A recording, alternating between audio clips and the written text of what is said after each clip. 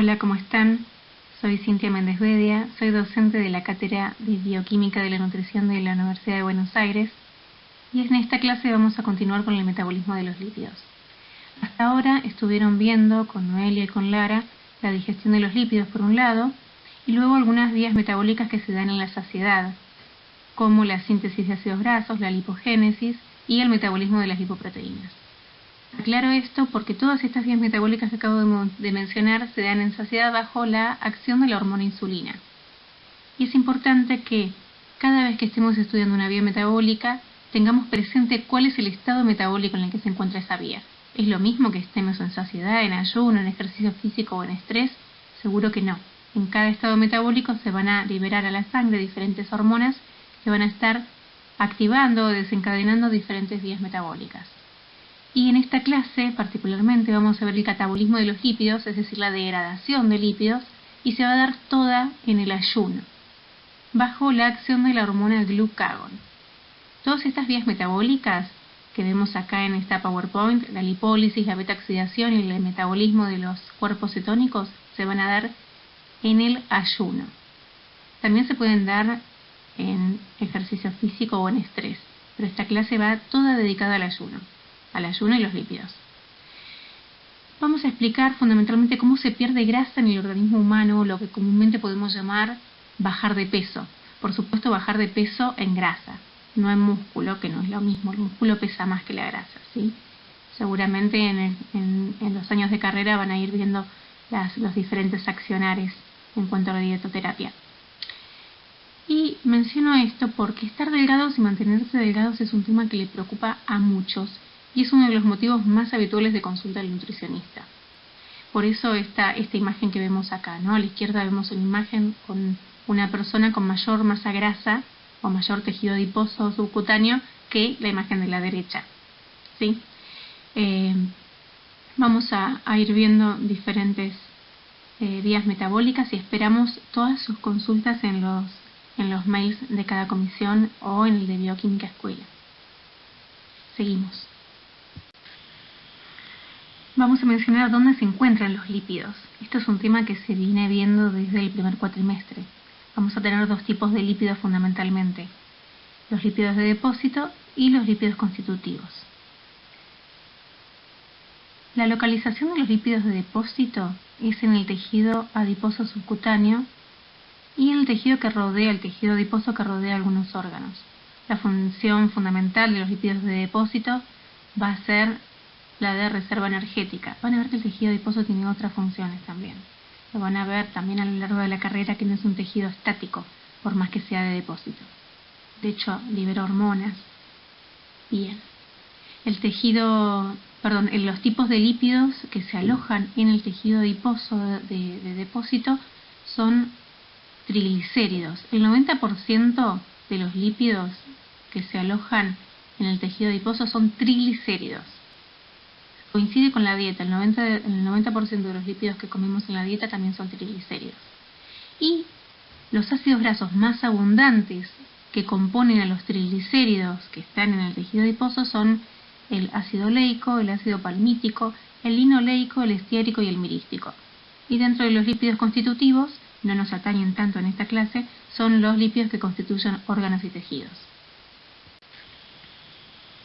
Esta es una imagen sacada del libro de Antonio Blanco, de Química Biológica de Antonio Blanco, y resume un poco el metabolismo de los lípidos, tanto en la saciedad como en el ayuno.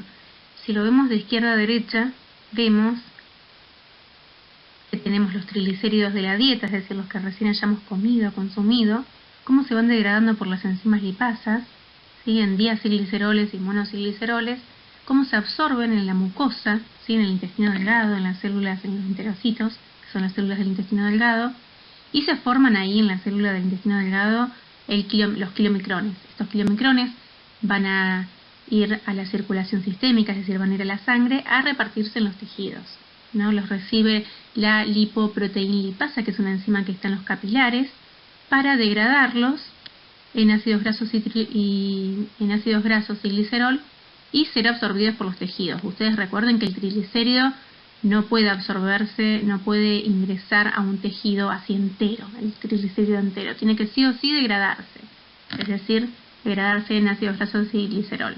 Y los tejidos van a utilizar a los ácidos grasos y el glicerol según las necesidades energéticas. Si la célula necesita degradarlos para consumirlos como energía, como sustratos metabólicos, los degradará. ¿Sí? Será un estado de ayuno fundamentalmente. O no, según las necesidades de la célula.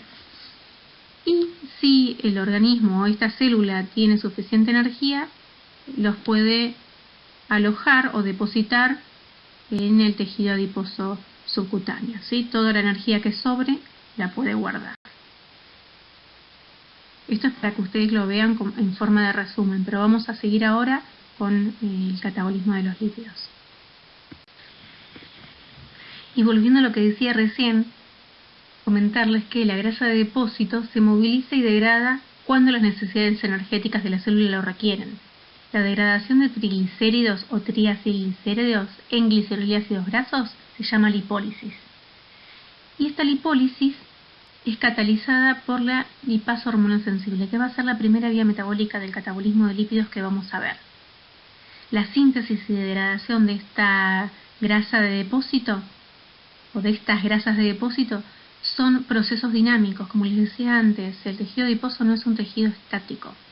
Más allá de ser un depósito energético, no quiere decir que sea estático. Se estima que la reserva total de triglicéridos del tejido adiposo se renueva cada 2 o 3 semanas.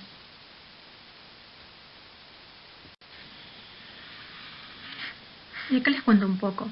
Bueno, volviendo al estado de ayuno, recuerden que estas vías metabólicas se van a dar en el ayuno bajo la acción de la hormona glucagón y también podrían darse en el ejercicio físico, que tenemos otra clase más adelante sobre ejercicio físico. Van a darse en este orden. Primero la lipólisis. A ver, para que quede claro, siempre que se liberen hormonas a la sangre van a estar estimulando todas las vías metabólicas. Lo que pasa es que va a haber vías metabólicas que se desarrollen más rápido que otras. ¿Sí? Bien, en principio tenemos a la que se desarrollan, no que se activen. ¿Sí? En principio tenemos a la lipólisis, que es la degradación de triglicéridos en glicerol y ácidos grasos. Acá tenemos el sustrato y los productos, ¿sí? Para que ustedes después armen un cuadro de estudio. Luego la beta-oxidación. Fíjense que estos ácidos grasos que se liberaron de la lipólisis, que era la degradación del triglicérido, se van a degradar, se van a seguir degradando en otra vía que se llama beta-oxidación. ¿Sí? La beta-oxidación es ni más ni menos que la degradación del ácido graso y tiene como producto final acetil-CoA. Vamos a verlo en detalle. Y luego, por último, el metabolismo de los cuerpos cetónicos, que suelen darse fundamentalmente en un ayuno un poco más prolongado. Vamos a ver que el sustrato de la cetogénesis son 2 moléculas de acetil-CoA y van a dar como producto, por supuesto, los cuerpos cetónicos. Esto se da en el hígado, en la mitocondria del hepatocito. ¿Sí? Es el único órgano del organismo humano que puede generar cuerpos cetónicos. Lo vamos a ver en detalle también. Y la cetólisis tiene como sustrato los cuerpos cetónicos y como producto el acetil-CoA. Y se da en los tejidos extrahepáticos, también en el cerebro se puede adaptar también al consumo de cuerpos cetónicos, pero no se puede dar nunca en el hígado.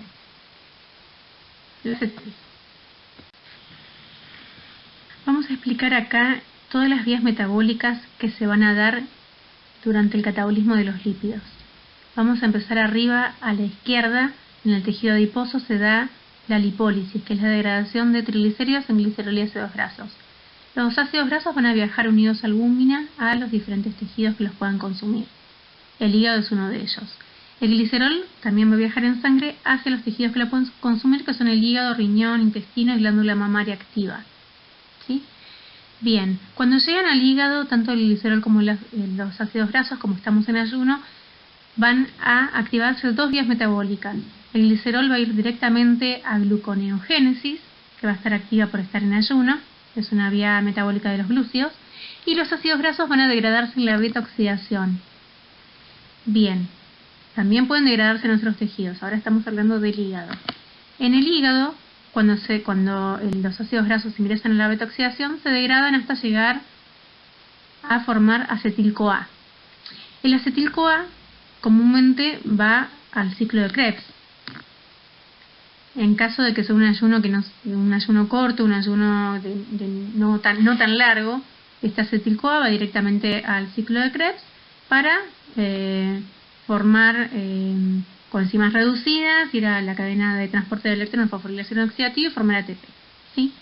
Cuando el ayuno se vuelve más largo, de más horas, lo que ocurre es que este acetil-CoA no puede ingresar al ciclo de Krebs. Por eso ven esta marquita, esta cruz. El acetil-CoA, cuando el ayuno es largo, no puede ingresar al ciclo de Krebs porque necesita oxalacetato. Ustedes recuerden que para ingresar al ciclo de Krebs hay que formar citrato. Acetil-CoA más oxalacetato forma citrato. ¿Y por qué creen ustedes que no puede formar citrato? Esto es porque el oxalacetato va a ir también a gluconeogénesis, al igual que el glicerol. ¿Sí?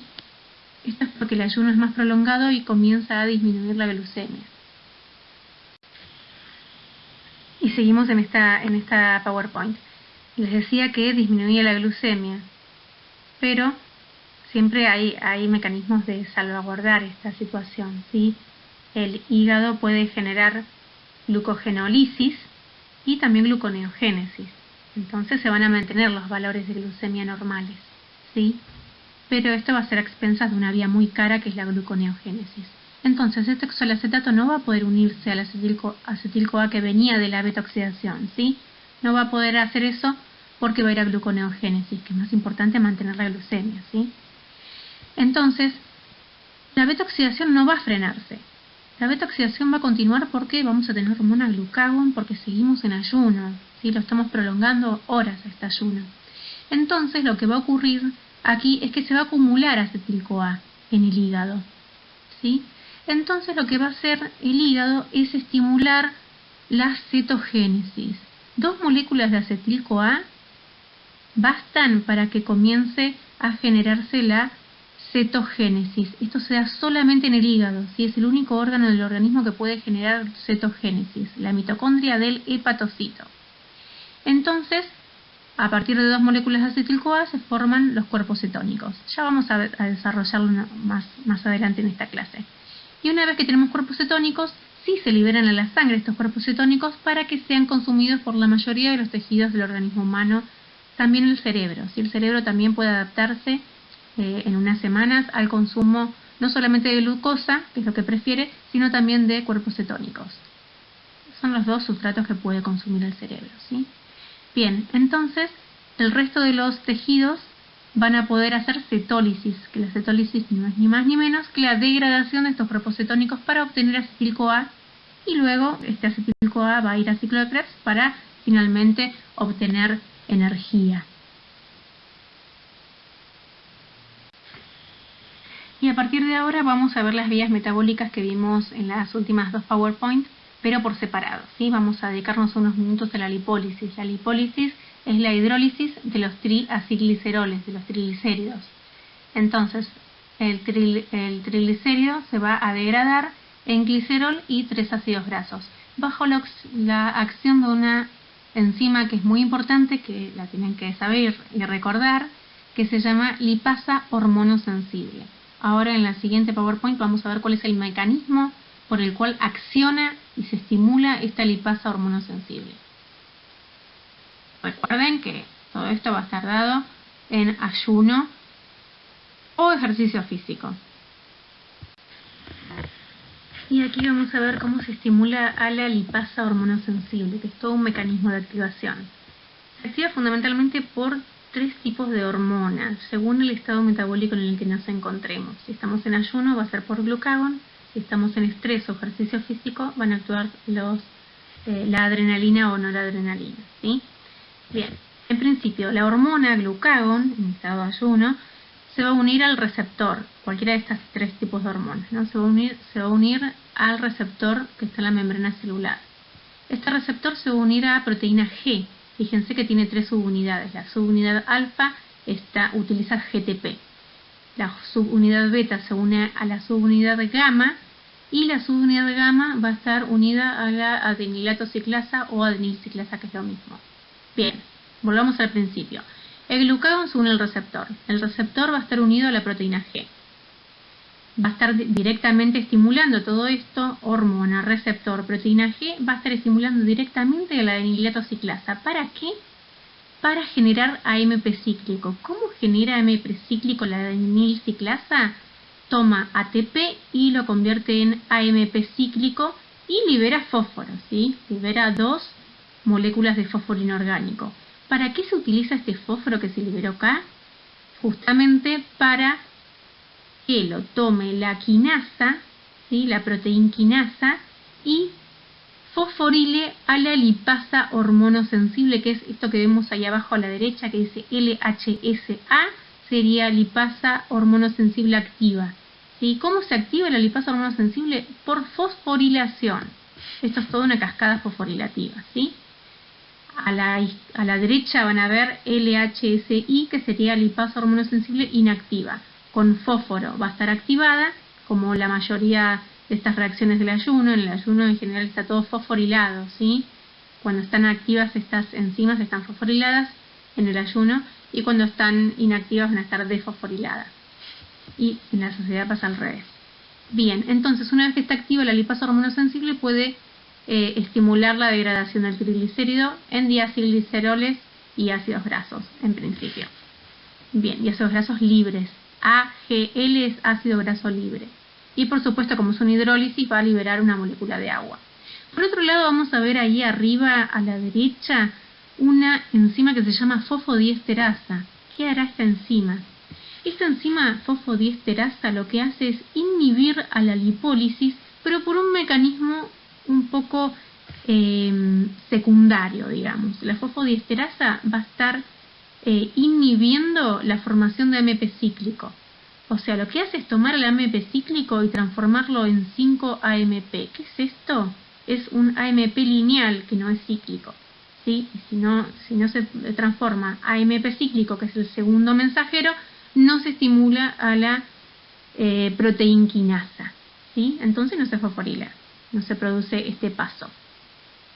Y esto es importante para la nutrición, tiene una importancia biológica, porque la fosfodiesterasa es inhibida por metilsantinas, como por ejemplo la cafeína y la teofilina. ¿Algunas veces escucharon decir que la cafeína estimula a la degradación de lípidos? Bueno, es por esto de la fosfodiesterasa. Como la cafeína inhibe a la fosfodiesterasa, va a estar inhibiendo a la enzima que inhibe a la lipólisis. Por eso es un mecanismo inverso. Por supuesto, acá siempre va a ganar la hormona, así que decir que la cafeína va a estar estimulando a la lipólisis o va a hacer que una persona baje de peso sería algo erróneo, ¿sí? En esta imagen se muestra lo que se mostró en la imagen anterior, que es la estimulación del glucagón, cómo el glucagón estimula. Siempre que vean un positivo, significa estimulación, ¿sí? Entonces el glucagón va a estimular a la lipasa hormonosensible para que se genere la degradación de triglicéridos en ácidos grasos libres y glicerol.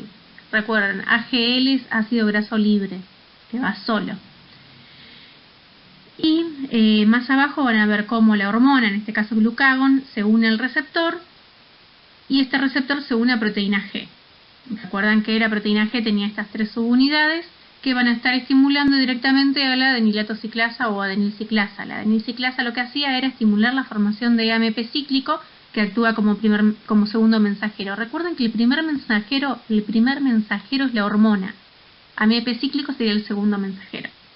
Entonces, este AMP cíclico, una vez que se forma, a partir de ATP, va a liberar fósforo, que lo va a tomar la proteína quinasa para fosforilar, por último, a la lipasa hormonosensible. Recuerden, la lipasa hormonosensible fosforilada está activa y desfosforilada está inactiva.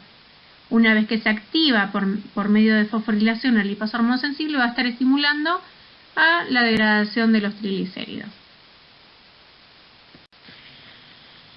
Este es un dibujo como para que ustedes lo vean e integren las últimas 2 diapositivas que vimos. Acá es todo como lo ven un poquito más desde las células, ¿sí? Fíjense que esto amarillito que ven arriba es la membrana celular, tenemos el receptor. Esto es como para que lo vean y lo estudien. Y un detalle que les quería mencionar es que tratan de relacionar un poco la lipasa hormonosensible con la lipoproteinlipasa, que ambas lipasas, ambas enzimas están en el metabolismo de los lípidos. Las dos generan hidrólisis de triglicéridos, es decir, degradación de triglicéridos, pero están la lipasa hormonosensible en el ayuno y la lipoproteinlipasa, ¿recuerdan dónde se aloja? Que está en los capilares y actúa fundamentalmente en saciedad.